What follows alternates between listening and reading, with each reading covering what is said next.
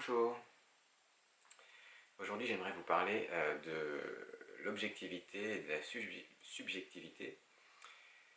Je trouve que c'est assez intéressant d'arriver à placer ces deux notions avec... ah ben, excusez-moi, ma fille m'a collé un autocollant sur la main.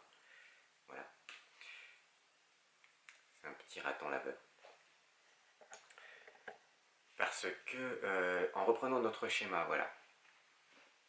Donc le schéma est ici. Et en étudiant ces différents corps subtils, on va essayer de se repérer en fait sur ces deux notions. Donc déjà, l'objectivité, souvent c'est quelque chose qui nous tient à cœur, et l'objectivité consisterait à ce que sur un domaine en particulier, chaque individu fasse plus ou moins la même expérience. Quelque chose qui serait pareil pour tout le monde. Et donc ça existe dans le monde matériel, dans le corps physique, par extension tout ce qui est matérialité. Donc tout en bas ici, l'objectivité existe. Parce que quand il fait 0 degré, tout le monde a froid. Il y a plein de choses sur lesquelles on est tous d'accord, hein. Ça c'est un canapé, bref. On a plus ou moins la même expérience, hein, parce qu'on a les mêmes perceptions du monde physique. Sur ce schéma, on ne voit pas bien la proportion. Sur ce schéma, on se dit que le monde physique, c'est au moins 1/7, puisqu'il y a 7 niveaux là, sur ce schéma-là.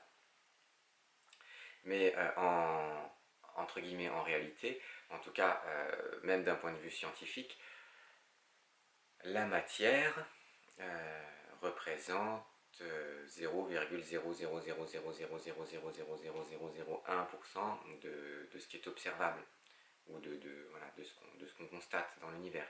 C'est-à-dire que la matière, ce serait les astres, donc les étoiles et les planètes, et tout le reste c'est du vide.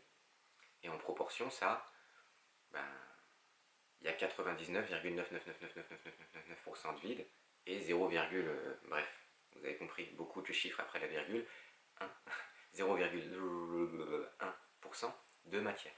Donc le monde matériel représente très peu. Donc quelque part, si on, cette physicalité-là, c'est un infime pourcentage de ce qu'on observe. Et donc l'objectivité existe dans ce petit truc-là. Tout le reste, à partir du moment où on commence à être dans le... surtout au niveau astral, mental, et au-dessus, tout ça, c'est subjectif, en fait. Parce que si on part du principe éventuellement que le monde astral, c'est tout ce qui concerne nos émotions, notre ressenti, quand il fait 15 degrés, selon les gens, il y en a qui vont avoir chaud, qui vont être bien légèrement vêtus, et d'autres qui vont avoir très froid. Tout est relatif. Le ressenti, c'est quelque chose qui est vraiment, vraiment subjectif. Par rapport à la douleur, par exemple, par rapport à la contrainte, par n'importe quelle situation de la vie, dans n'importe quelle situation de la vie, c'est la subjectivité qui prime. C'est-à-dire que c'est comme on se sent qui va déterminer beaucoup de choses. Si vous arrivez à un endroit et que déjà, de toute manière, vous êtes de mauvaise humeur, il y a peu de chances que vous passiez un bon moment là où vous êtes. La subjectivité, c'est quand même quelque chose, une énorme part de notre expérience. Et qu'est-ce qu'il en est de tout en haut? Qu'est-ce qu'il en est de tout en haut, là, au niveau du divin? Et bien, ce qui est intéressant pour moi, c'est là peut-être le point clé de ce que j'ai envie de dire aujourd'hui, c'est d'avoir en conscience que tout en haut, là, en fait, il n'y a plus de séparation entre sujet et objet, ou entre sujet et sujet. C'est-à-dire que la question de la subjectivité ou de l'objectivité, elle n'a de sens que dans la dualité, dans le carré là. Et aussi peut-être un peu au-dessus, ce schéma en fait, ne fait pas de séparation claire entre dualité et unité, mais on peut imaginer qu'en tout cas tout en haut c'est l'unité. Quand on est dans la dualité, la conscience crée un individu, crée une notion de moi et le reste.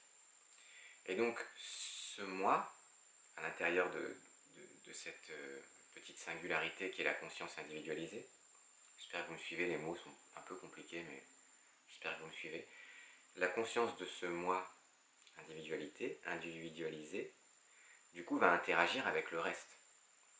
Et dans cette interaction avec le reste, la subjectivité, hop, arrive d'un coup, puisqu'il y a un sujet, en fait. Qui dit subjectivité dit sujet. Mais quand ce sujet se fond dans, dans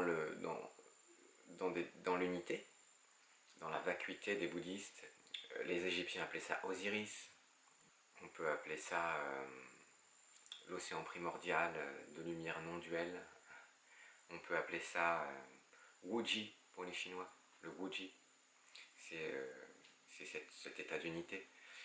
On peut appeler ça, comment par exemple Shiva pour les hindouistes. Shiva ça veut dire ce qui n'est pas, en fait, parce que c'est, en fait, du coup, quand on plonge dans Shiva, alors Shiva a été personnifié parce qu'en fait, à chaque fois qu'un individu, justement, ou que atteint cet état d'unité, ben, il devient Shiva. Voilà.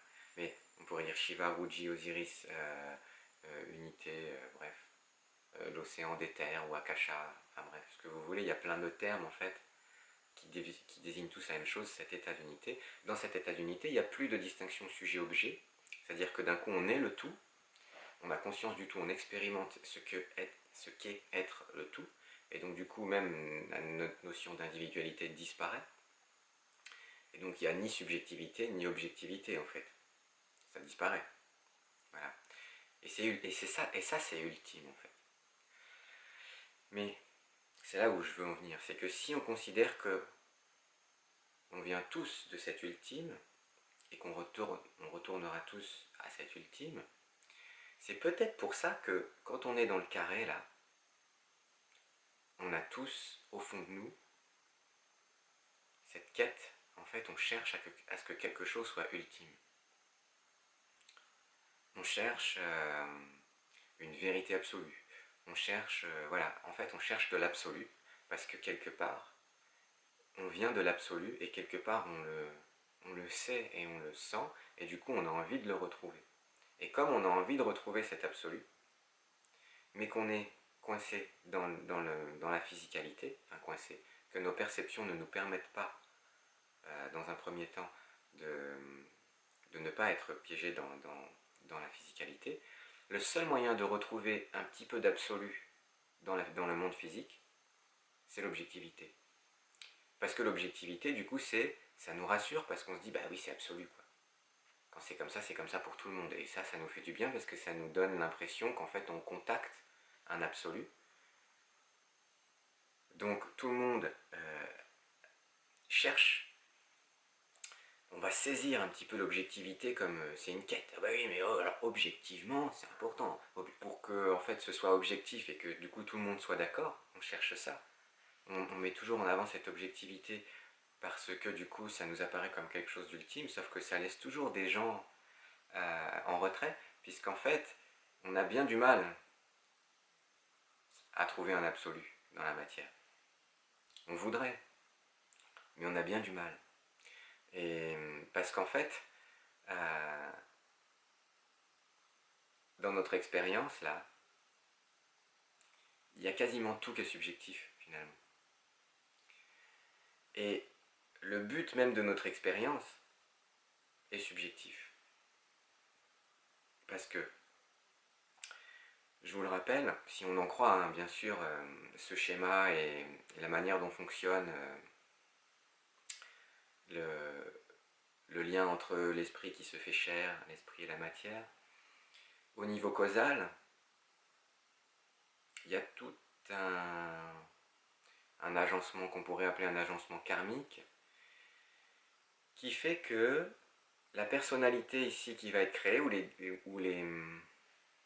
les caractéristiques de la vie de la personnalité, là, ici, vont être plus ou moins prédéterminées en fonction du karma. Et, et du coup, cette notion de karma, elle est on ne peut plus subjective, en fait. C'est que on va se mettre dans certaines conditions dans notre incarnation pour pouvoir euh, faire progresser la conscience sur ce que le karma aura plus ou moins prédéterminé. Je m'aperçois que c'est assez difficile d'utiliser des mots pas compliqués. À la naissance, on n'est pas une page blanche. Vous avez tous pu constater ça. Vous prenez deux enfants qui ont les mêmes parents, qui sont au même endroit, ils sont très différents. Même si forcément on est très influencé par notre environnement, on a quand même en nous des choses, des aspirations, des attraits pour certaines choses qui sont complètement personnelles. C'est l'expression de cette subjectivité entre guillemets karmique dont je parlais. C'est-à-dire que notre conscience est appelée à aller vers un certain type d'expérience, et du coup, le but de toute incarnation, c'est de réaliser cette subjectivité. On pourrait dire, j'aime bien cette phrase, dans un petit livre sur le destin que j'avais dans ma bibliothèque, la meilleure chose qui puisse arriver à un être, c'est de rencontrer son destin. Voilà. Il y a cette histoire de rencontrer son destin, c'est-à-dire qu'à un moment donné, par le biais des expériences qu'on rencontre dans la vie, d'un coup, on rencontre son destin, c'est-à-dire que d'un coup, on se rend compte de ce qui nous fait vibrer, en fait. Et ça, c'est hyper subjectif. Et de ce qui fait... ce qui nous donne les yeux qui brillent. Et du coup, c'est quand on a les yeux qui brillent qu'on a l'impression d'être sur son chemin de vie, que là, oui, en effet, on peut avoir des prises de conscience qui nourrissent, entre guillemets, notre âme. Et notre âme étant vraiment ce qu'il y a de plus subjectif en nous. Et si vous avez vu la vidéo que j'ai faite avant sur les 5 éveils de conscience, un des aspects les plus importants, c'était le numéro 4, c'est-à-dire réaliser le moi unique. Donc là, on est vraiment dans une subjectivité totale. Donc, et voilà, c'est ça qui est intéressant, c'est qu'on est dans une subjectivité totale qui sait que ce n'est pas absolu, que c'est juste subjectif. Ouais. Parce que des fois, quand on tire trop un peu sur le premier éveil, là, quand on tire trop sur le moi séparé, ce moi séparé, en fait, il essaye de forcer pour que tout le monde euh, pense comme lui, parce que du coup, c'est ça qui va le rassurer. C'est l'objectivité qui va nous rassurer quand on est dans un moi séparé. Alors que quand on est passé par la reliance, excusez-moi si vous n'avez pas vu la vidéo d'avant, vous allez dire, oula, il part où? Il y a une vidéo que je vous conseille de regarder si ça vous intéresse, sur les 5 éveils de la conscience, mais ce moi séparé, s'il est passé par une reliance avec la conscience qu'il y avait peut-être quelque chose de plus grand, et qu'il a eu la chance de contacter ces dimensions supérieures, justement, entre guillemets supérieures, mais ces dimensions proches de l'unité ou carrément plongées dans l'unité, ou au moins une reliance forte avec des dimensions plus subtiles de l'être, ensuite il va vraiment pouvoir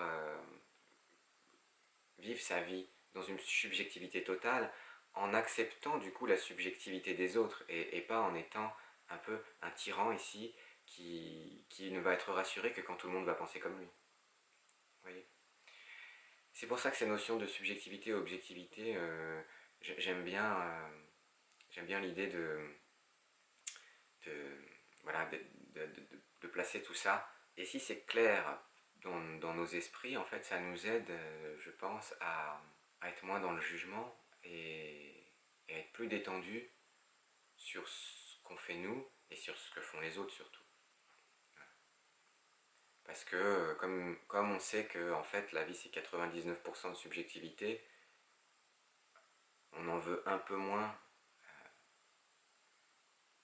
au reste de la création de faire des choses qui nous semblent absurdes. Euh, et nous, ce qu'on fait, ça paraît absurde à d'autres aussi, donc voilà. On sait enfin, si on sait que l'objectivité ça nous rassure, mais qu'en même temps c'est juste un tout petit pourcentage de l'expérience qu'on peut faire, euh, en fait, petit à petit, on arrête de penser que on arrête de vouloir se rassurer avec de l'objectivité tout le temps, avec un principe de réalité qui dit oui, mais alors les choses c'est quand même comme ci, comme ça, c'est carré, ça peut pas être autrement, c'est comme ça que ça fonctionne, pas forcément. Chacun doit vivre intensément des choses très subjectives. Il y a donc une vérité par individu. Hein, rappelez-vous, ici c'était la conscience du... la conscience du moi véritable. Pourquoi la conscience du moi véritable? Parce que la vérité absolue, parlons d'absolu, parce que là justement, là c'est le contact avec l'absolu. L'absolu, c'est le non manifesté. C'est fusionner avec la lumière spirituelle, divine, non duelle, et donc qui n'existe pas dans la dualité, ou du moins qui est imperceptible à la dualité. Donc pour nous qui sommes complètement dans la dualité, cette lumière spirituelle, on ne l'aperçoit pas, ou très peu. En fait, on l'aperçoit, mais on n'en a pas vraiment conscience. Il y a plein de filtres. Euh, et donc, quand on a contacté le moi véritable, on se rend compte que quand on essaye de ramener la vérité dans la dualité, bah cette vérité, c'est plus une vérité en fait, puisque la vérité ou la réalité, en fait, n'est pas matérielle, n'est pas manifestée. Voilà, c'est ça qui est un peu dur, hein. Je l'ai déjà dit, mais je le redis. Si on en croit le schéma et puis la théorie de la spiritualité en général, du coup, la définition de la réalité, c'est non manifesté. Ce qui est réel est non manifesté. C'est pour ça que les taoïstes ne cessent de répéter l'action parfaite et la non-action. La parole parfaite et l'absence de parole. Voilà, c'est toujours des trucs comme ça et on lit ça, on se dit de quoi il parle? Action parfaite, c'est la non-action, du coup on fait quoi? euh, Si on comprend pas le truc, on se dit bon bah je fais plus rien, j'arrête de vivre ma vie, mais du coup c'est une offense au, à la vie elle-même.